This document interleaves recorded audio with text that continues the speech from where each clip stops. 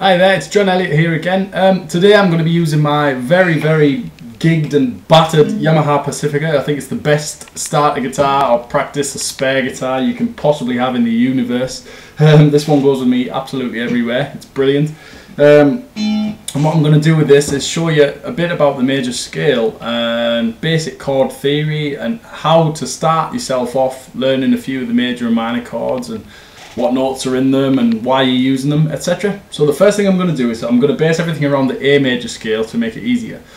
Some of you beginners out there will be sat there thinking, John, what the hell is a major scale? Okay, well, what a major scale is, it's the use of one root note, and it uses 7 different steps up to this 8th note. So there's 7 different notes, but it gets up to this octave note here. It's the same note, 1 pitch higher. And what it does is it uses a formula of notes to get between those steps. So it sounds like this.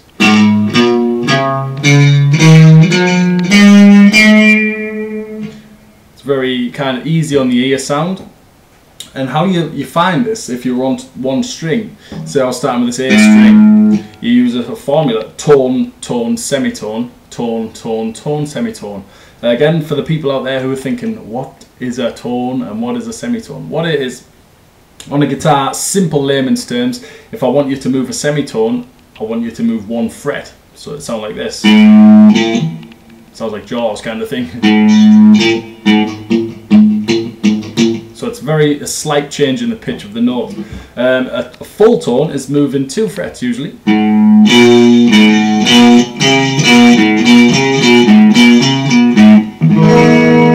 So we use this formula, these rules, to calculate our notes of the major scale. So if I was going to start on this open A string, I would first need a tone, so I get to this B, then another tone, C sharp, then I need a semitone, so I need to move 1 fret, up to D. Then I need tone, tone, tone, semitone, so I'm going to have F sharp, G sharp, and then finally arrive at this 8th note, A, octave.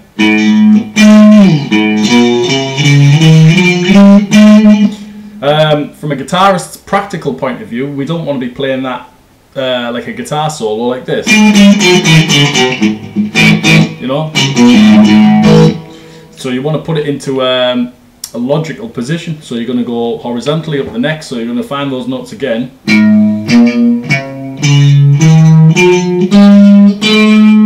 There. So now it's in a format where we can use it. And what guitarists tend to do, they tend to repeat as well. Once they get to this octave, they'll go for another octave, so it'll be like this.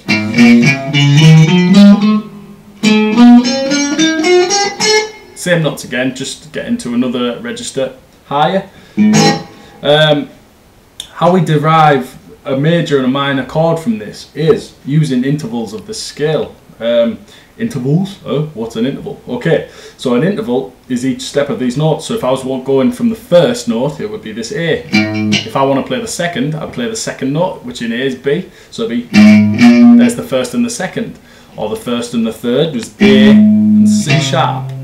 And how we find a basic major chord, there's 3 notes in a major chord, it's called a triad, 3 notes together, is the first note from the major scale, the 3rd note, and the 5th. So what we have is in A, it's A, C sharp, and E. And you'll have heard this sound on like a train platform or wherever. It's a very common thing for announcements. That sound, 1st, 3rd, 5th, it's a major triad.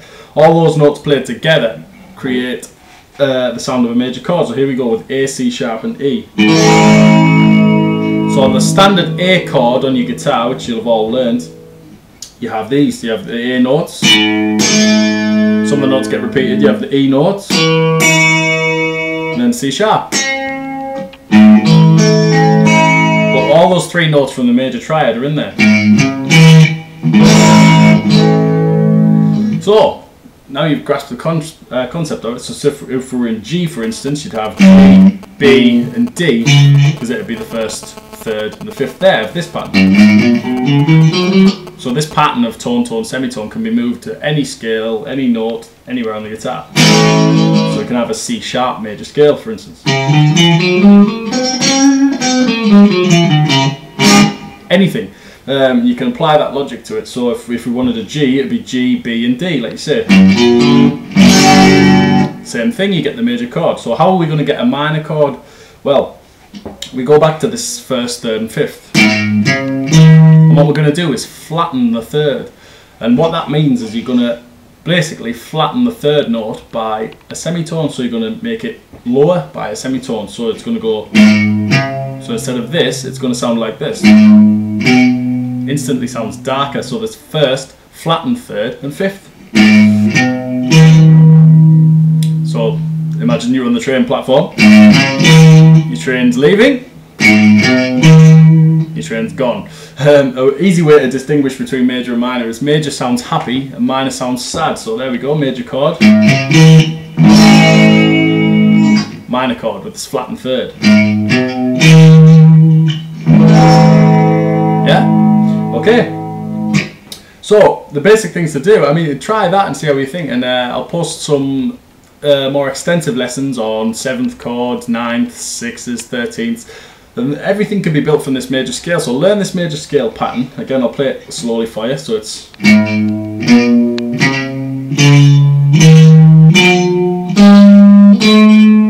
And for those of you who are adventurous and you want to learn the next octave,